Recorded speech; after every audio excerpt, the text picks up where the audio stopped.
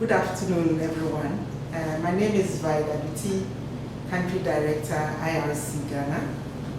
I'm very happy to be part of this interesting but often overlooked topic about the human factor in wash service change process.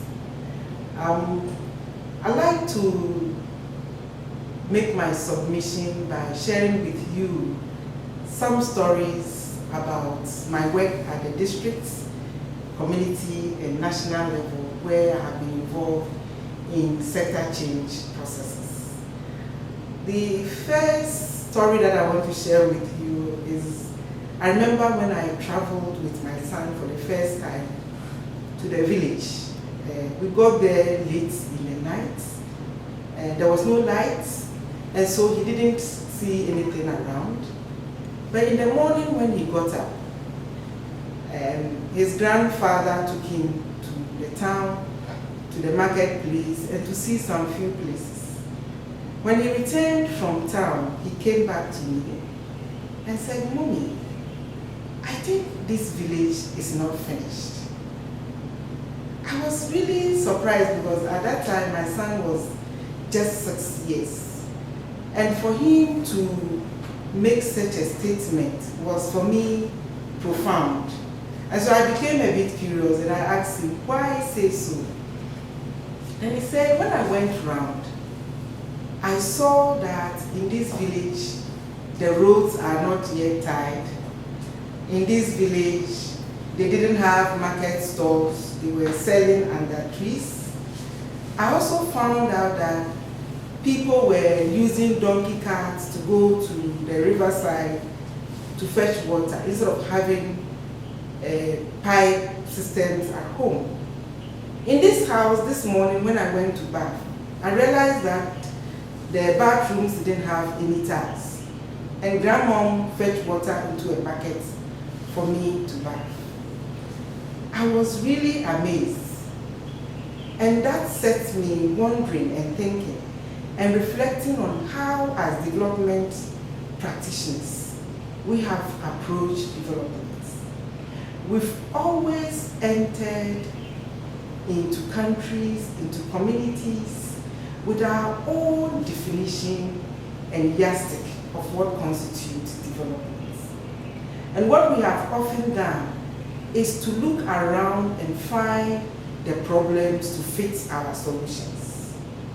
At age 6, my son was already comparing the situation in the village with Accra, where we live, and then also situations in other areas abroad like Canada and Germany, where we have traveled to, and already prescribing for the village what constitutes a finished village. The question that I have for all of us this afternoon to reflect on, in this my son's statement of this village is not finished, is whose reality counts. As development practitioners, we go in to support people with the objective to move them from one situation to an improved end.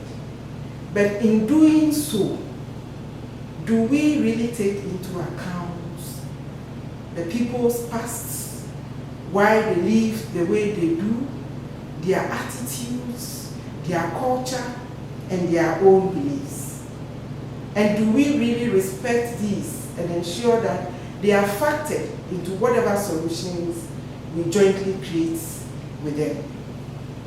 I also want to share with you my own practical experience as a development practitioner when I worked with another organization before joining IRC. In working with that organization, we did a lot of development work in many communities, many districts in Ghana. And in one of those projects, it was a community-driven food security initiative. So the focus was defined, a food security program. We approached the district, we selected the district, and then the district selected the community. So during the problem identification stage, we went to one of the villages that had been selected. And in the problem analysis and prioritization, it came out that the felt need of the people was a school because the children were studying under trees. We informed them that the project that we had brought did not support education and school infrastructure. However, if they needed an alternative, and then we gave them some options that they can choose from. One being something like a market infrastructure to store their produce and sell during market days. So they gladly agreed and they said, okay, of the prioritized shortlist, we want to have the market infrastructure. We gave the district assembly the money, they went and then they constructed the market stores for the communities. 3 years after the project, we had to do an end of project evaluation. So we went back to the community to find out what progress they've made in terms of improving on their food security. To our amazement, they had turned the market stores into school classroom blocks, and their children were in the school studying.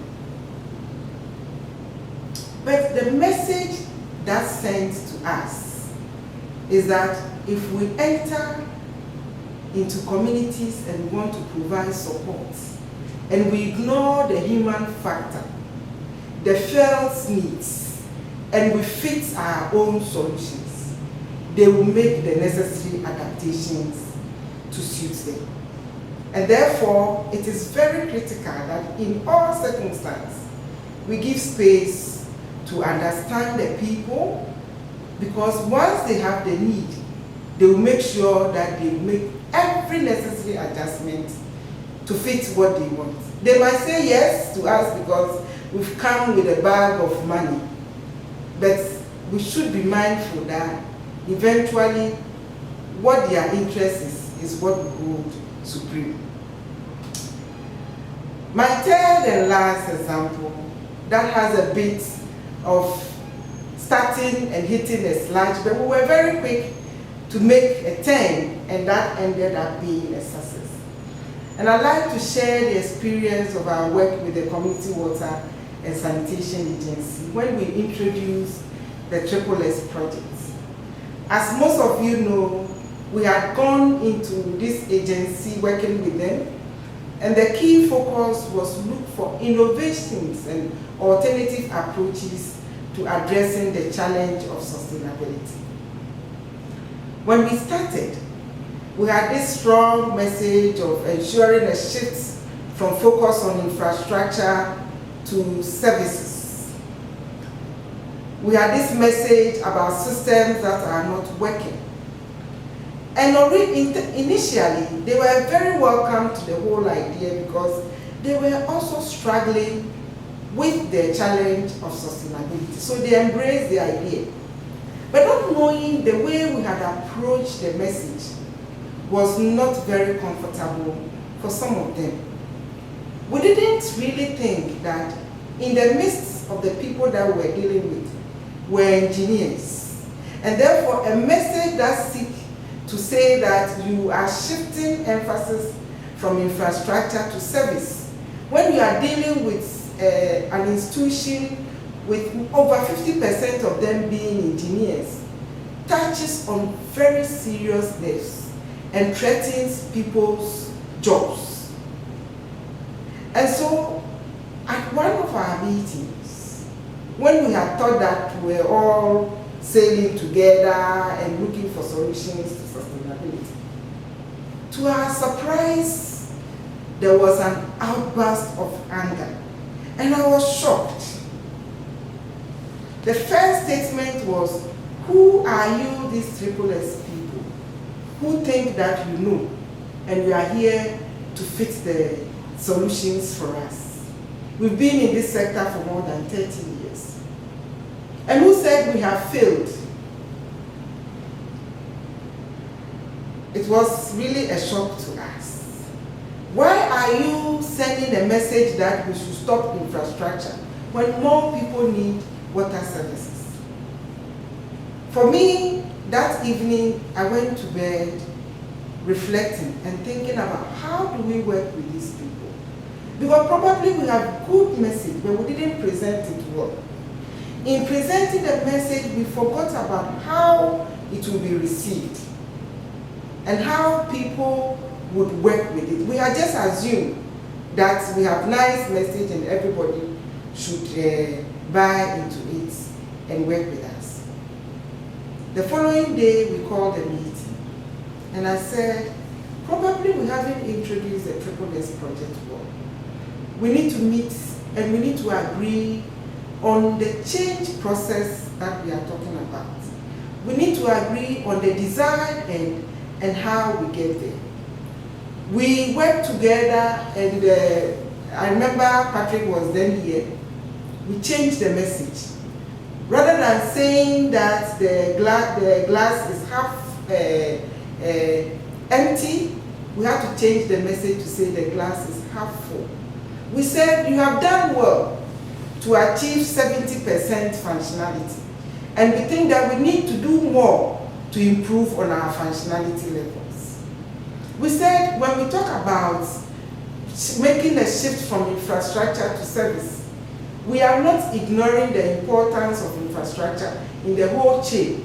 But we want you to look beyond just construction to looking at measures that will ensure that we provide sustainable services as per the national norms and standards. Together, we also looked at what is it that are so important that we need to change, and what are the critical elements of our work that we need to make adaptations. And that was what really drove the experiments and the innovations that we did. For us, the lesson that we learned was that when you enter into a sector from an appreciative inquiry point, appreciating that people have done things and you are there to add on, work together with them to improve on what is already there, people become more receptive and are ready to work with us. People also become more receptive when there's clarity from the beginning on the end states. And together with them, you co-create the solutions. You co-generate the ideas and then have a plan towards it. And that was the underlying secret behind the success of the Triple S project within CWSC. The very people who challenged us at the beginning ended up becoming the champions. And we worked from behind, providing them with the technical support to engage the sector. And successfully, we were able to achieve beyond what we had even